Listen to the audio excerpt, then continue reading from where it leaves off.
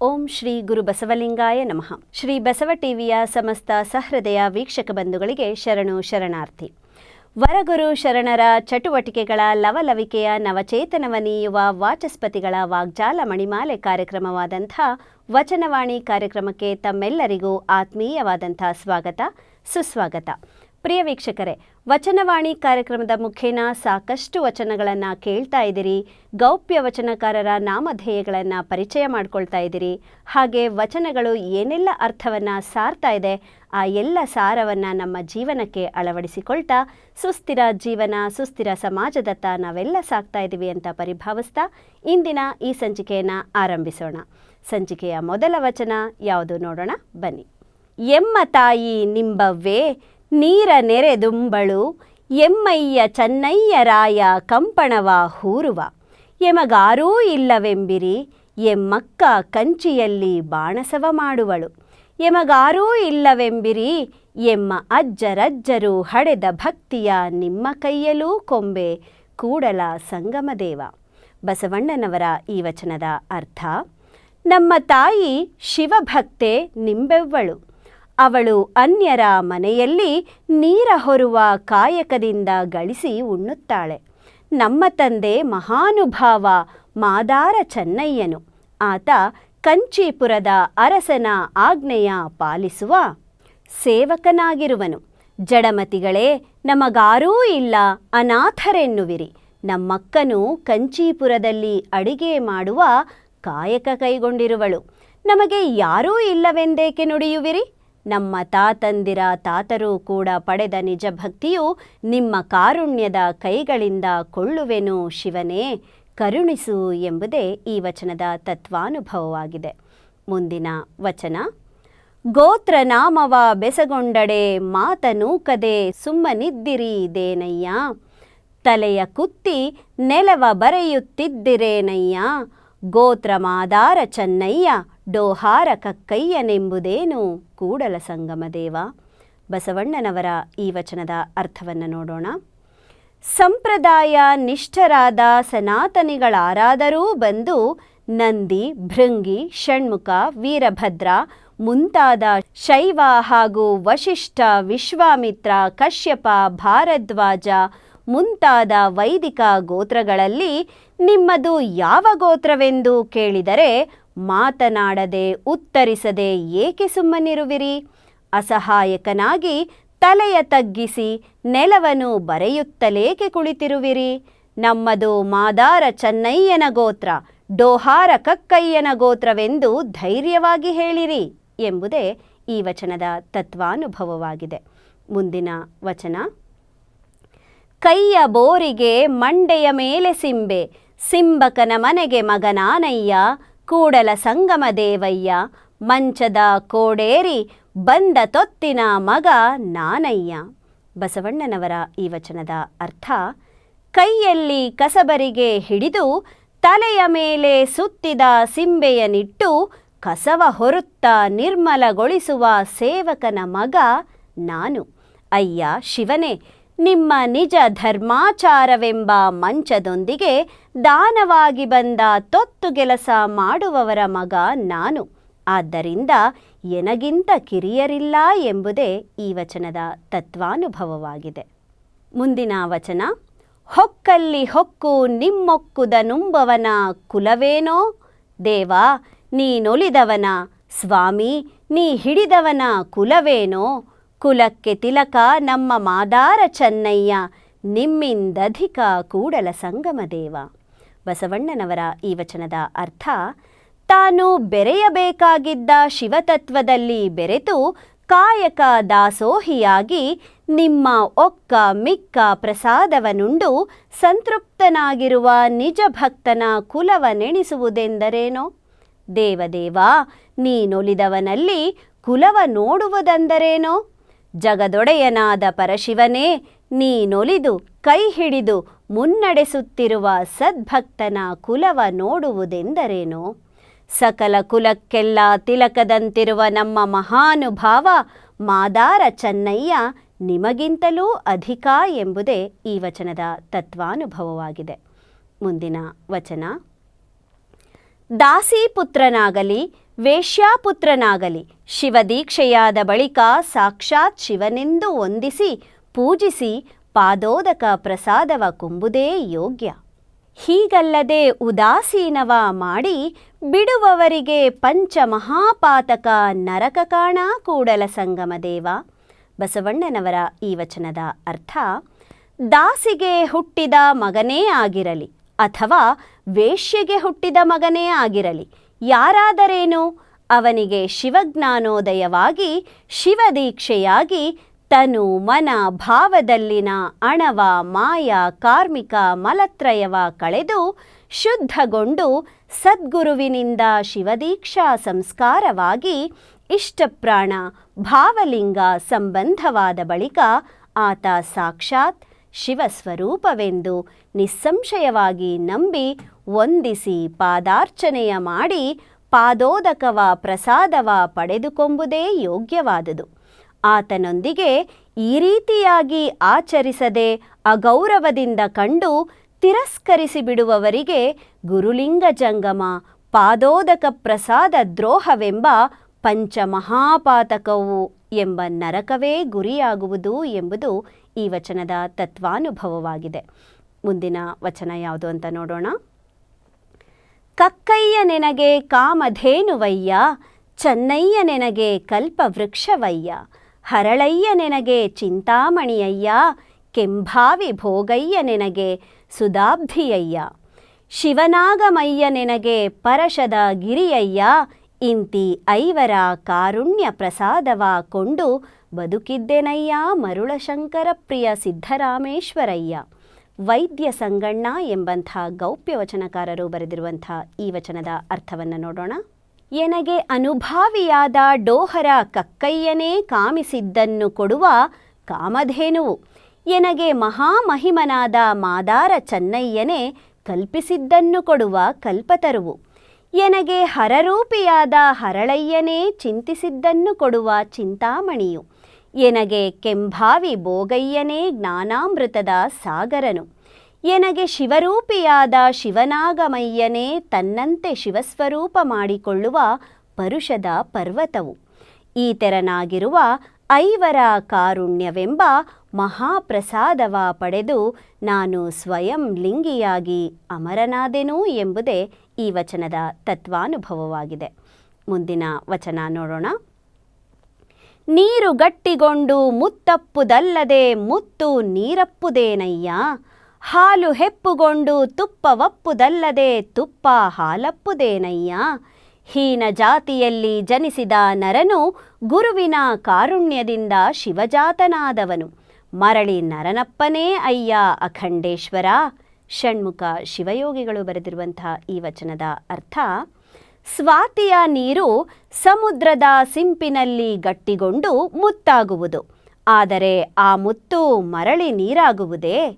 ಹಾಲು ಹೆಪ್ಪುಗೊಂಡಾಗ ಮಥನಿಸಿದ್ದಲ್ಲಿ ತುಪ್ಪವಾಗುವುದು, ಆದರೆ ಆ ತುಪ್ಪವೂ ಮರಳಿ ಹಾಲಾಗುವುದೇನು?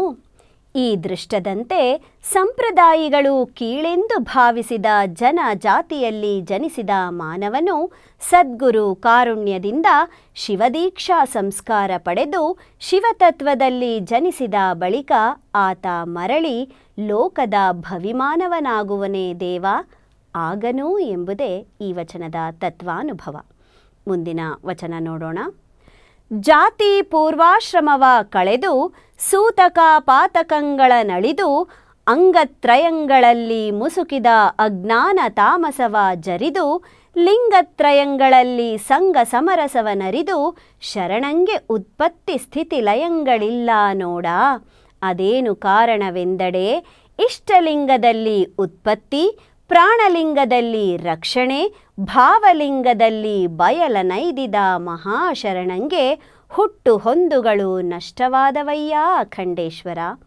ಷಣ್ಮುಖ ಶಿವಯೋಗಿಗಳ ಈ ವಚನದ ಅರ್ಥ: ತಾನು ಜನಿಸಿದ ಜಾತಿಯ ಪೂರ್ವಾಶ್ರಯವನ್ನು ಗುರುವಿನ ಕರದಲ್ಲಿ ಪುನರ್ಜಾತನಾಗಿ ಕಳೆದು ಜಾತಿ, ಜನನ, ಪ್ರೇತ, ರಜಸ್ಸು, ಉಚ್ಚಿಷ್ಟವೆಂಬ ಪಂಚಸೂತಕ, ಪರಧನ, ಪರಸ್ತ್ರೀ, ಪರಹಿಂಸೆ, ಪರನಿಂದೆ, ಪರದೈವವೆಂಬ ಪಂಚಮಹಾಪಾತಕಗಳ ನಳಿದು ಪರಿಶುದ್ಧನಾಗಿ ಸ್ಥೂಲ ಸೂಕ್ಷ್ಮ ಕಾರಣವೆಂಬ ಅಂಗತ್ರಯಗಳಲ್ಲಿ ಮುಸುಕಿದ ಅಣವ ಮಾಯ ಕಾರ್ಮಿಕವೆಂಬ ಅಜ್ಞಾನ ಕತ್ತಲೆಯ ಮುಸುಕಿದ ಮಲತ್ರಯ ವಿನಾಶಗೊಳಿಸಿ ಅಂಥ ಶುದ್ಧಾಂಗಗಳಲ್ಲಿ ಇಷ್ಟಪ್ರಾಣ ಭಾವಲಿಂಗತ್ರಯವ ಸಂಗಗೊಳಿಸಿಕೊಂಡು ಲಿಂಗಾಂಗದ ಸಂಗ ಸಮರಸ ಸುಖವನರಿದು ಅನುಭವಿಸಿದ ಆ ಮಹಾಮಹಿಮ ಶರಣನಿಗೆ ಜನನವಿಲ್ಲ. ಬದುಕಿನ ಸ್ಥಿತಿಗತಿಯಲ್ಲಿ ಮರಣವಂತೂ ಇಲ್ಲವೇ ಇಲ್ಲ. ಅದೇನು ಕಾರಣವೆಂದು ಕೇಳಿದರೆ ಮಹಾಶರಣ ಕರಸ್ಥಲದ ಇಷ್ಟಲಿಂಗದಲ್ಲಿಯೇ ಉತ್ಪತ್ತಿ, ಮನಸ್ಥಲದ ಪ್ರಾಣಲಿಂಗದಲ್ಲಿಯೇ ಪರಮಾನಂದದ ಸ್ಥಿತಿಗತಿ, ಭಾವಲಿಂಗದ ಬಟ್ಟ ಬಯಲಲ್ಲಿಯೇ ಬಯಲಾದನು. ಅಂತಹ ಮಹಾಘನ ಶರಣನಿಗೆ ಲೋಕದ ಮಾನವರಂತಹ ಹುಟ್ಟು ಹೊಂದುಗಳು ನಷ್ಟವಾದವು ಎಂಬುದೇ ಈ ವಚನದ ತತ್ವಾನುಭವವಾಗಿದೆ. ಮುಂದಿನ ವಚನ.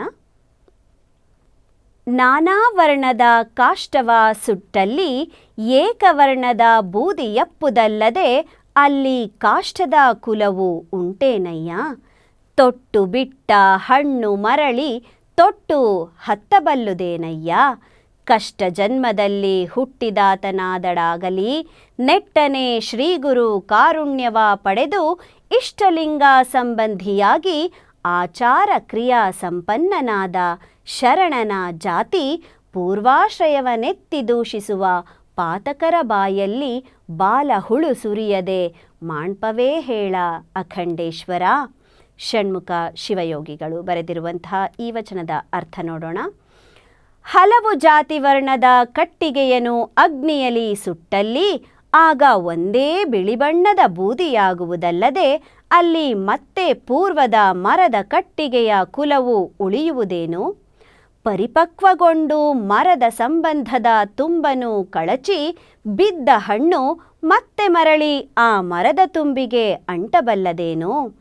ಅದರಂತೆ ಲೋಕದ ಜಡಮಾನವರು ಜನಿಸಿದ ಜಾತಿಯಲ್ಲಿ ಜನಿಸಿದವನಾದರೂ ಆಗಲಿ ಆತ ಸುಜ್ಞಾನವನರಿದು ಸದ್ಗುರು ಕಾರುಣ್ಯ ಪಡೆದ ಗುರುಕರ ಸಂಜಾತನಾಗಿ ಅಂಗದ ಮೇಲೆ ಇಷ್ಟಲಿಂಗ ಸಂಬಂಧಿಯಾಗಿ ತನ್ನ ಶುದ್ಧ ಆಚಾರ ಶುದ್ಧ ವಿಚಾರ ಕ್ರಿಯಾಸಂಪನ್ನನಾದ ಶರಣನ ಪೂರ್ವಾಶ್ರಮದ ಜಾತಿ ಕುಲ ಗೋತ್ರವನೆತ್ತ ತಿರಸ್ಕರಿಸಿ ನಿಂದಿಸುವ ಪಾಪಿಗಳ ಬಾಯಲ್ಲಿ ಬಾಲ ಹುಳುಗಳ ಸುರಿಸದೆ ಬಿಡುವನೇ ಮಹಾಲಿಂಗದೇವನು? ಹೇಳಿರೋ ಎಂಬುದೇ ಈ ವಚನದ ತತ್ವಾನುಭವವಾಗಿದೆ.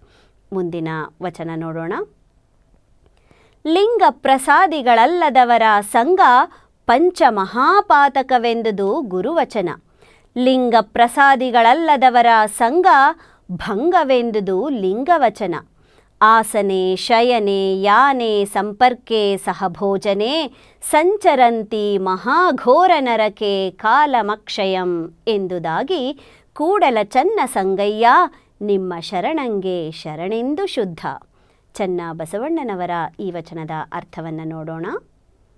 ತನುವಿನಲ್ಲಿ ಸತ್ಕ್ರಿಯೆ ಎಂಬ ಶುದ್ಧ ಪ್ರಸಾದ, ಮನದಲ್ಲಿ ಸುಜ್ಞಾನವೆಂಬ ಸಿದ್ಧ ಪ್ರಸಾದ, ಭಾವದಲ್ಲಿ ಸದ್ಭಾವವೆಂಬ ಪ್ರಸಿದ್ಧ ಪ್ರಸಾದವನ್ನಳವಡಿಸಿಕೊಂಡು ಪರಿಶುದ್ಧರಾಗಿ ಲಿಂಗ ಪ್ರಸಾದಿಗಳೆನಿಸದವರ ಸಂಗವ ಮಾಡಿದರೆ ಅದರ ಪರಿಣಾಮದಿಂದ ತನುವಿನಲ್ಲಿ ದುಷ್ಕ್ರಿಯೆ, ಮನದಲ್ಲಿ ಅಜ್ಞಾನ, ಭಾವದಲ್ಲಿ ದುರ್ಭಾವಗಳೆಂಬ ಮಲತ್ರಯವ ಹೆಚ್ಚಿ ಪರಧನ, ಪರಸ್ತ್ರೀ, ಪರಹಿಂಸೆ, ಪರನಿಂದೆ, ಪರದೈವಗಳೆಂಬ ಪಂಚಮಹಾಪಾಪ ಕೃತ್ಯಗಳು ಸಂಭವಿಸುವವುವೆಂದು ಗುರುವಾಕ್ಯವು ಅರುಹಿದೆ. ಆದ್ದರಿಂದ ತನು ಮನ ಭಾವಗಳಲ್ಲಿ ಇಂತಿ ಇಷ್ಟಪ್ರಾಣ ಭಾವಲಿಂಗ ಪ್ರಸಾದಿಗಳೆನಿಸದ ಮಲಭರಿತ ಮಾನವರ ಸಂಘವು ಪರಮ ಪಾವನ ಪರಮಾನಂದಮಯವಾದ ಲಿಂಗಾಂಗ ಸಂಘ ಸಮರಸಕ್ಕೆ ಭಂಗ ಎಂದು ಗುರುವಾಕ್ಯವೂ ಹರುಹಿದೆ. ಆದ್ದರಿಂದ ಸರ್ವಾಂಗ ಪರಿಶುದ್ಧಗೊಂಡು ಲಿಂಗ ಪ್ರಸಾದಿಗಳೆನಿಸಿದ ನಿಮ್ಮ ಮಹಾಶರಣರ ಘನ ನಿಲುವಿಗೆ ನಮೋ ನಮೋ ಎಂದು ನಾನು ಶುದ್ಧನಾದೆನು ಎಂಬುದೇ ಈ ವಚನದ ತತ್ವಾನುಭವವಾಗಿದೆ. ಮುಂದಿನ ವಚನ ಯಾವುದು ಅಂತ ನೋಡೋಣ. ಲಿಂಗವಲ್ಲದೆ ಎನ್ನ ಮನಕ್ಕೆ ಸಮನಿಸದು ಸಮನಿಸದು, ಜಂಗಮವಲ್ಲದೆ ಎನ್ನ ಧನಕ್ಕೆ ಸಮನಿಸದು ಸಮನಿಸದು, ಪ್ರಸಾದವಲ್ಲದೆ ಎನ್ನ ತನುವಿಗೆ ಸಮನಿಸದು ಸಮನಿಸದು, ಕೂಡಲ ಚನ್ನ ಸಂಗಯ್ಯ ಇದು ಸತ್ಯ ನೋಡಯ್ಯ, ಸಕಲೇಂದ್ರಿಯಂಗಳು ಅನ್ಯ ಸಂಗಕ್ಕೆ ಸಮನಿಸವು ಸಮನಿಸವು. ಚನ್ನ ಬಸವಣ್ಣನವರು ಬರೆದಿರುವಂಥ ಈ ವಚನದ ಅರ್ಥವನ್ನು ನೋಡೋಣ. ಸಮಸ್ತ ವಿಶ್ವಕ್ಕೆ ಮೂಲ ಚೇತನಮಯವಾದ ಮಹಾಲಿಂಗದ ಧ್ಯಾನದಲ್ಲಿ ಸಮರ್ಪಿತವಾಗದಿದ್ದರೆ ಎನ್ನ ಮನಕ್ಕೆ ಶಾಂತಿ ಸಂತೃಪ್ತಿ ಸಮನಿಸದು. ಅಂತರಂಗದಲ್ಲಿ ಅನಂತ ವಸ್ತುವಿನ ಅನುಭವವನ್ನಳವಡಿಸಿಕೊಂಡು ಸರ್ವಾಂಗ ಲಿಂಗಿ ಎನಿಸಿ ಸುಳಿದಾಡುವ ಲಿಂಗವೆನಿಸುವ ಜಂಗಮಕ್ಕೆ ಧನವನರ್ಪಿತವಾಗದಿದ್ದರೆ ಎನ್ನ ಭಾವದ ಬಯಕೆಗೆ ತೃಪ್ತಿ ಸಮನಿಸದು.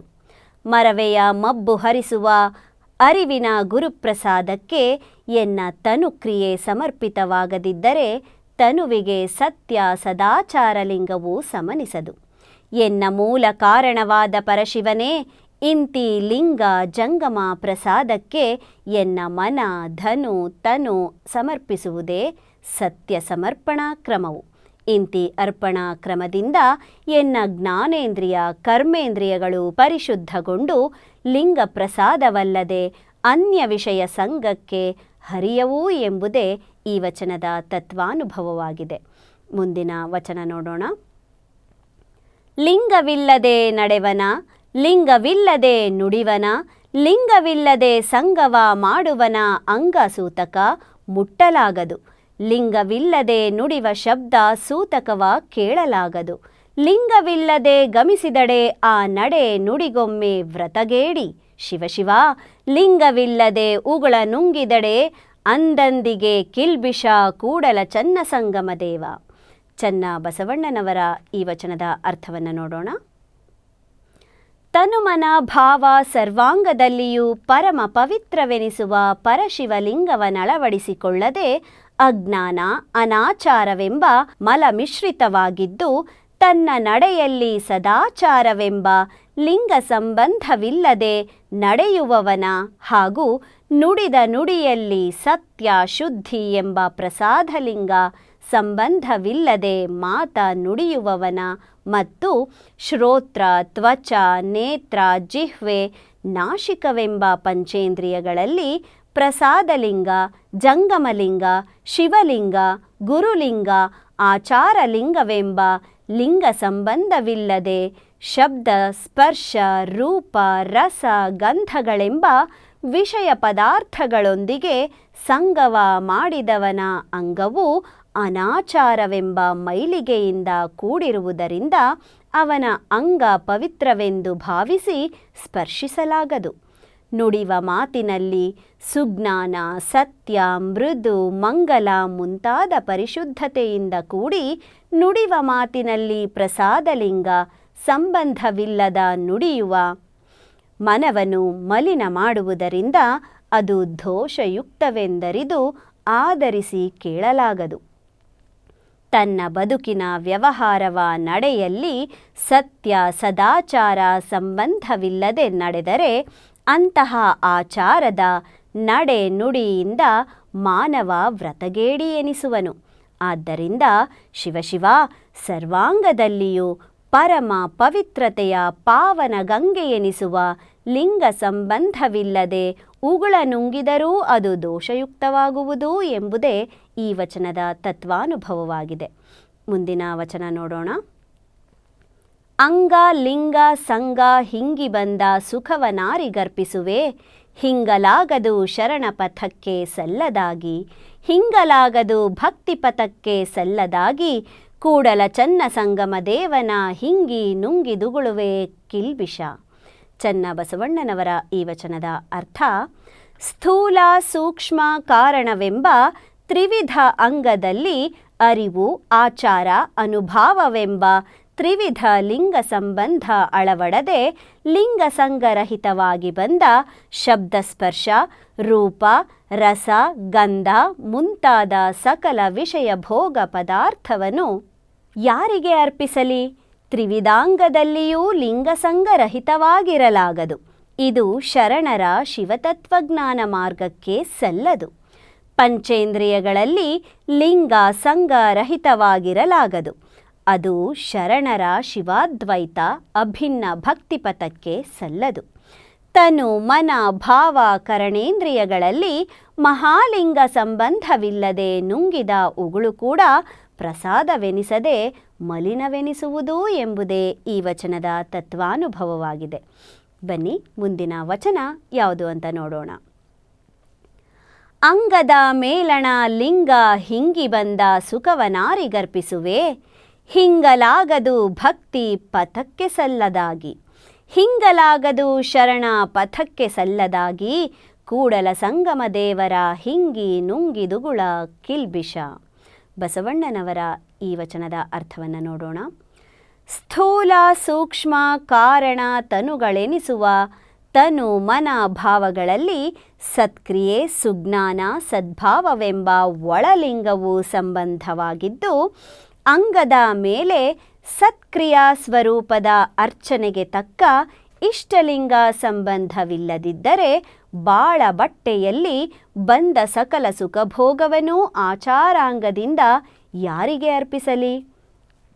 ಆದ ಕಾರಣವೇ ಅಂಗದ ಮೇಲಿನ ಇಷ್ಟಲಿಂಗವನ್ನು ಯಾವ ಕಾರಣಕ್ಕೂ ಅಗಲಿರಕೂಡದು. ಅದು ಶಿವಾದ್ವೈತ ಭಕ್ತಿಪಥಕ್ಕೆ ಸಲ್ಲದು. ಅಂಗದ ಮೇಲೆ ಇಷ್ಟಲಿಂಗವನ್ನು ಅಗಲಿದ್ದರೆ ಅದು ಸುಜ್ಞಾನಿ ಸತ್ಯ ಶರಣರ ಶಿವಪಥಕ್ಕೆ ಸಲ್ಲದು. ಏಕೆಂದರೆ ಅಂತರಂಗದಲ್ಲಿ ಪ್ರಾಣಲಿಂಗ ಭಾವಲಿಂಗ ಅಳವಟ್ಟಿತ್ತೆಂದು ಬಹಿರಂಗದಲ್ಲಿ ಕ್ರಿಯಾತ್ಮಕವಾದ ಇಷ್ಟಲಿಂಗ ರಹಿತವಾಗಿ ಉಗುಳು ನುಂಗಿದರೂ ಅದು ದೋಷಯುಕ್ತವೇ ಎಂಬುದು ಈ ವಚನದ ತತ್ವಾನುಭವವಾಗಿದೆ. ನಮ್ಮ ಮುಂದಿನ ವಚನ ನೋಡೋಣ. ಅಂಗ 36ರ ಮೇಲೆ ಲಿಂಗ ನಿಸ್ಸಂಗವೆಂಬ ಕರದಲ್ಲಿ ಪಿಡಿದು ಅಂಗವಿಸಿ ಅಹುದಾಗದೆಂಬ ನಿಸ್ಸಂಗ ಪ್ರಸಾದವ ಕೊಳಬಲ್ಲವಂಗೆ ಗುಹೇಶ್ವರಲಿಂಗ ಮುಂದೆ ಬಯಲು ಬಯಲು ಬಟ್ಟ ಬಯಲು. ಅಲ್ಲಮಪ್ರಭು ದೇವರು ಬರೆದಿರುವಂಥ ಈ ವಚನದ ಅರ್ಥವನ್ನು ನೋಡೋಣ. ಭಕ್ತನ ಭಕ್ತ ಮೊದಲಾಗಿ ಐಕ್ಯನ ಐಕ್ಯದವರೆಗಿನ 36 ಅಂಗಗಳ ಮೇಲೆ ಆಚಾರಲಿಂಗ ಮೊದಲಾಗಿ ಮಹಾಲಿಂಗದೊಳಗಿನ ಮಹಾಲಿಂಗದವರೆಗಿನ 36 ಲಿಂಗ ತತ್ವಗಳು ನೆಲೆಗೊಳಿಸಿಕೊಳ್ಳತಕ್ಕದ್ದು. ಇಂತಿ ಲಿಂಗ ತತ್ವಗಳನ್ನು ಲೋಕದ ಭೋಗ ಬಾಳಿನಲ್ಲಿ ನಿಸ್ಸಂಗಿ ಎನಿಸುವ ನಿರಂಗದ ಕರಸ್ಥಲದಲ್ಲಿ ಹಿಡಿದು ಅಳವಡಿಸಿ ಆಗು ಹೋಗುಗಳಿಗೆ ಮೀರಿ ನಿಸ್ಸಂಗವೆಂಬ ನಿರವಯ ಪ್ರಸಾದವ ಪಡೆಯಬಲ್ಲವನಿಗೆ ಮುಂದೆ ಉಳಿದುದು ಕೇವಲ ಏನೇನೂ ಇಲ್ಲದ ಬಯಲೇ ಬಯಲು ಬಟ್ಟ ಬಯಲು ಎಂಬುದೇ ಈ ವಚನದ ತತ್ವಾನುಭವವಾಗಿದೆ. ಪ್ರಿಯ ವೀಕ್ಷಕರೇ, ಕೇಳಿದ್ರಲ್ಲ, ಇಂದಿನ ವಚನವಾಣಿ ಕಾರ್ಯಕ್ರಮದಲ್ಲಿ ಸಾಕಷ್ಟು ವಚನಗಳನ್ನು ಕೇಳಿದಿರಿ, ಅವುಗಳ ಅರ್ಥವನ್ನು ಅರ್ಥೈಸಿಕೊಂಡಿದ್ದೀರಿ, ಹಾಗೆ ಅವುಗಳ ಸಾರವನ್ನು ಸಂಸಾರಕ್ಕೆ ಅಳವಡಿಸಿಕೊಳ್ತಾ ನಾವೆಲ್ಲ ಸುಸ್ಥಿರ ಸಮಾಜದತ್ತ ಸಾಗೋಣ ಅಂತ ಪರಿಭಾವಿಸ್ತಾ ಇಂದಿನ ಈ ಸಂಚಿಕೆಯನ್ನು ಇಲ್ಲಿಗೆ ಮುಗಿಸ್ತಾ ಇದ್ದೀನಿ. ಈ ಸಂಚಿಕೆಯಲ್ಲಿ ತಾವೆಲ್ಲರೂ ಕೇಳರಿತಂಥ ಎಲ್ಲ ವಚನಗಳ ಸಂಗ್ರಹ ಹಾಗೂ ಅವುಗಳನ್ನು ಅರ್ಥೈಸಿರುವವರು ವಚನ ತತ್ವಾನುಭವ ಎಂಬಂಥ ಕೃತಿಯ ಲೇಖಕರಾದ ಶ್ರೀ ಸಿದ್ದರಾಮೇಶ್ವರ ಶರಣರು ಬೆಲ್ದಾಳ.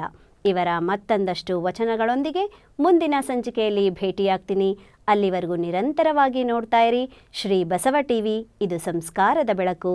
ಶರಣು ಶರಣಾರ್ಥಿ.